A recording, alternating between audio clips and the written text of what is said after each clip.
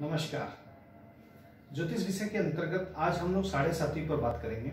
साढ़े साती क्या चीज होती है इसे समझने का प्रयास करेंगे और ये कैसे प्रभाव डालती है इसको समझेंगे। तो देखिए, साढ़े साती शब्द से समझ में आता है कि ये 7.5 वर्ष के लिए प्रयुक्त हो रही है। 7.5 वर्ष कौन से? तो शनि के गोचर से संबंधित है और शनि एक राशि में 2.5 वर्ष व्यतीत करता है। इस प्रकार से जब शनि 3 राशियों में समय व्यतीत कर रहा है तो उस कालखंड को साढ़े साती के रूप में कहा जा रहा है। यह कौन सी 3 राशियों में शनि के गोचर को समझा जाता है?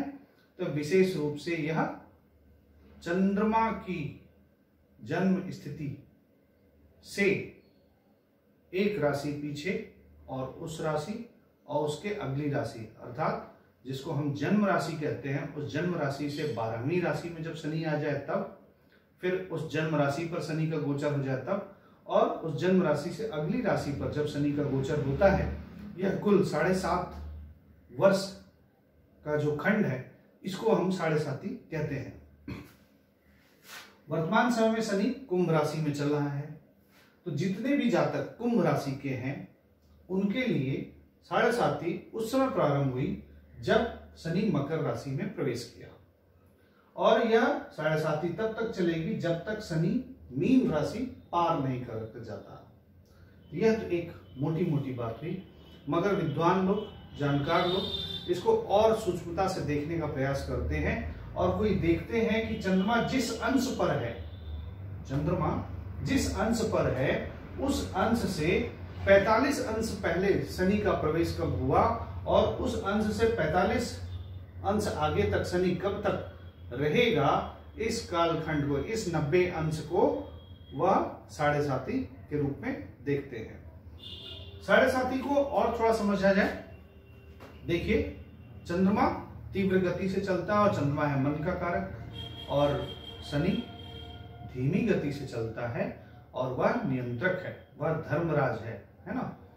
तो जब मन के ऊपर कोई नियंत्रण करे तो मन को पसंद आएगा? नहीं पसंद आएगा, क्योंकि मन तो हमेशा स्वच्छंद रहना चाहता है। इसीलिए जब शनि मन के ऊपर से आपकी जन्म राशि से गोचर कर रहा होता है तो आपके मन पे नियंत्रण करता है, आपको अनुशासन सिखाता है।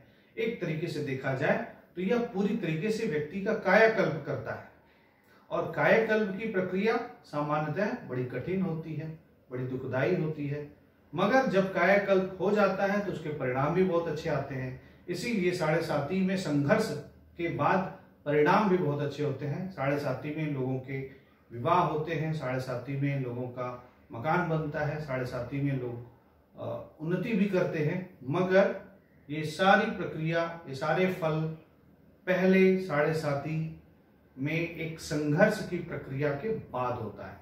तो कहाँ पे व्यक्ति को संघर्ष करना पड़ता है और कहां पर उसको फल मिलता है, इसका भी ज्ञान करते हैं। देखिए, समझ लीजिए कि यदि चंद्रमा किसी की जन्म कुंडली में कुंभ राशि में है, तो जब शनि मकर राशि में प्रवेश करेगा तो उस व्यक्ति की साढ़े साती प्रारंभ हो जाएगी। जन्म राशि से जब तक शनि 12वें भाव में है, प्रतिदिन नई पीड़ा, नए अवरोध, नए परेशानियां आती रहेंगी जीवन में। और यह परेशानी तब तक आती रहती है जब तक कि शनि और चंद्रमा दोनों जुड़ न जाए। अर्थात अगर कुंभ राशि में चंद्रमा जन्म कुंडली में 15 अंश पर है तो शनि भी जब 15 अंश तक का गोचर नहीं कर लेता तब तक के लिए तो नई परेशानी ही आ रही है। आए दिन नए चैप्टर परेशानियों के खुल रहे हैं।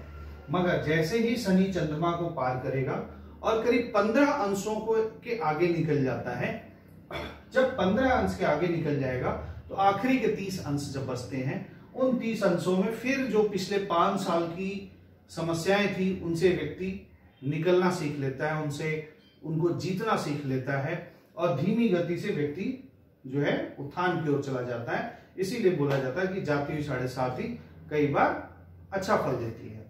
तो जब शनि इस दूसरी राशि में आ गया, जन्म कुंडली के राशि से, जन्म राशि से जब दूसरी राशि में शनि होता है तो उस समय व्यक्ति को कई बार शुभ फल देता है।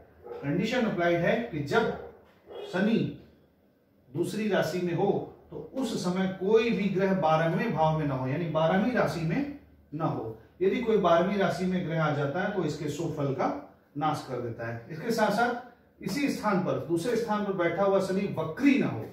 यदि यह वक्री हो जाएगा तो फिर परेशान कर देगा। तो यहां पर वो वक्री ना हो, और सबसे अच्छी स्थिति है कि शनि चंद्र से दूसरे स्थिति में आ जाए, दूसरे भाव में आ जाए और किसी शुभ ग्रह की दृष्टि पड़ जाए तो व्यक्ति सामान्य रूप से अच्छा फल प्राप्त कर लेता है। 12वें भाव पे न तो किसी की दृष्टि पड़े और न ही किसी का उपस्थिति हो, और चंद्रमा शनि वक्री भी ना हो, इसका भी ख्याल रखना चाहिए। तो जब 7.5 चलती तो सामान्यतः हमको, हर किसी को, हर व्यक्ति को एक प्रकार से वो संघर्ष करना सिखाती है। 7.5 डरने की आवश्यकता नहीं है, 7.5 से सीखने की आवश्यकता है। हमें अपने जीवन में क्या नए रूपांतर करने हैं, क्या कायाकल्प करना है, इस पर विचार करना चाहिए। यदि हमने आवश्यकता अनुसार अपने अंदर परिवर्तन करना सीख लिया तो 7.5 अपना प्रभाव बुरी दिशा में न दिखा करके अच्छी दिशा में दिखा देती है। तो आज का एक छोटी सी परिचर्चा हमने ज्योतिष विषय में 7.5 पर किया। यदि आपके कुछ अपने कमेंट्स हैं, आपके कुछ प्रश्न हैं, तो आप कमेंट बॉक्स में डाल सकते हैं, और आप इस वीडियो को लाइक करें, शेयर करें, सब्सक्राइब करें। आपको बहुत बहुत धन्यवाद। नमस्कार।